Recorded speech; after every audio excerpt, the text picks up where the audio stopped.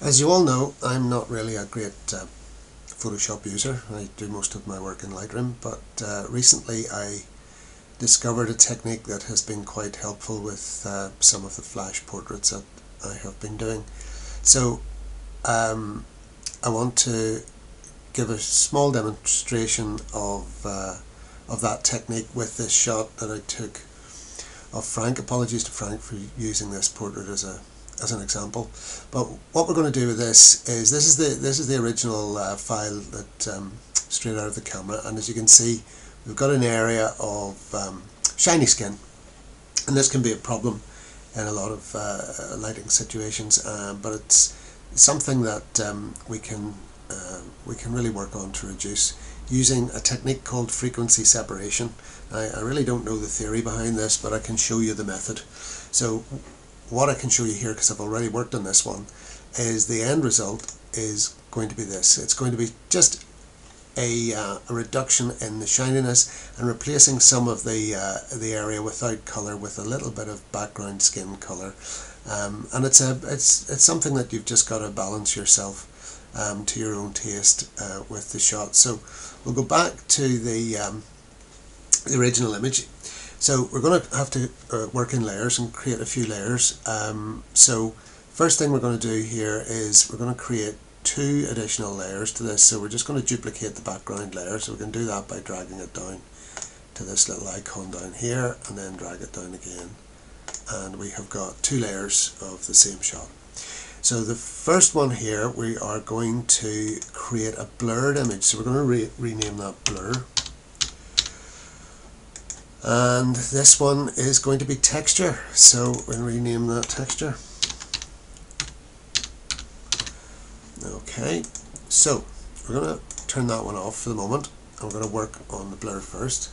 And according to the method that I have been using, we're going to create a smart object for this so that we could go back in and change this if need to. So just convert to smart objects. So we're going to layer, smart objects, convert to smart objects. So we'll let that do its thing for a moment.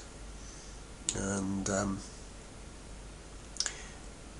there we go. So we've created this as a smart object, and what we're going to do now is we're going to go up and we're going to apply a filter to blur it, and we're going to use Gaussian blur.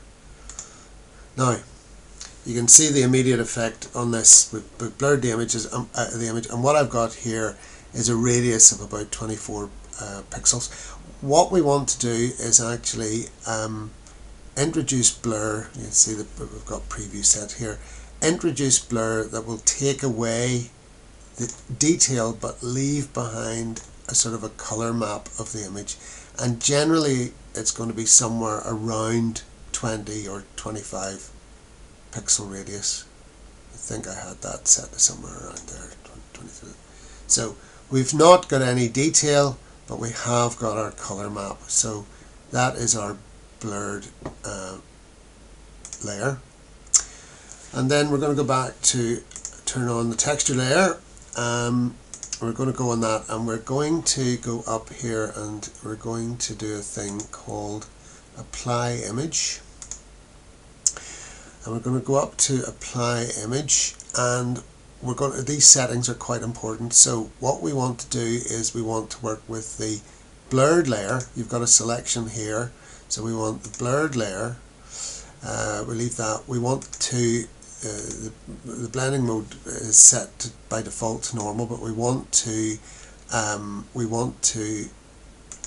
select subtract. So what we've done is we've subtracted out the blurred layer from the background layer, and we've been left with a texture map.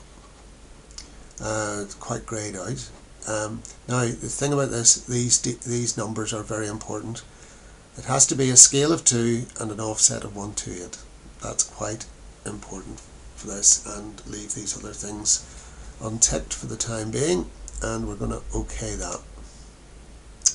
So what we're going to do now is we're going to put in another layer between these two, between the texture and blur. So I'm going to select the blurred layer, and then I'm going to create a new layer in between by clicking our icon here.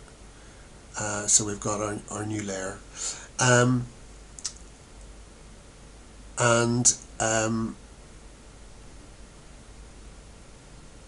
We've one other little thing to do before we move on. We're going to go back to the texture layer. Sorry, I should have done this earlier, but we'll go back to the texture layer, and what we're going to do is we're going to change our blending mode, and we're going to change the blending mode here to linear light. So I've got the texture selected. Don't worry about that one, it's blank for the moment. So we've got the texture selected, and we go down to linear light, and hey presto, we're right back to where we started. We've got our image of Frank up again, and it's no different. If I take those off, it's our background layer again. So put those back on.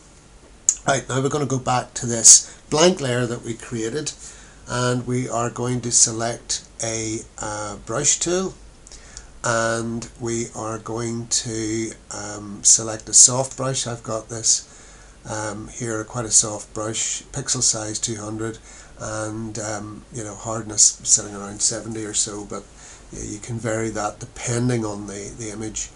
The big thing is that we want a relatively low opacity, so I'm sitting on sort of 14 at the moment, which is working for me, but again you can vary that depending on what you want. You want a fairly low opacity because we want to gradually paint this in.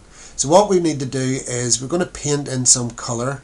So we want to pick a colour, so I'm going to hold down the Alt key and get my little colour picker, and I'm going to pick an adjacent colour here of skin tone, and we're going to pick on that, and then we're going to just start painting over the shiny bits and paint in a little bit of that background colour, and we can paint it in gradually and gradually colourize the bright area. Now we don't want to really remove it altogether because we want to keep the idea of the brightness of the light. And again, if I come down to another area, I might be able to use the same colour. I have to be careful because skin tones can change subtly, and again just paint that in. Maybe down here there's a little bit more red in the skin, so put a little bit of redness into it. And you have to be careful about going over darker areas, because if you stray onto darker areas you can end up then actually lightening darker areas. So if you want to check what we've done, hopefully you'll be able to see there we have quite white shiny skin, and we've just muted that down slightly. And I mean, you can just do that until you're satisfied that you've got a satisfactory result, and then merge your layers, and hey presto, you've got an image where you've been able to reduce the effect of that shiny skin for a more pleasing result in post-processing. Something that you can tinker with and just play around until you've got a result that you like. So that's all there is to it. Thank you for listening.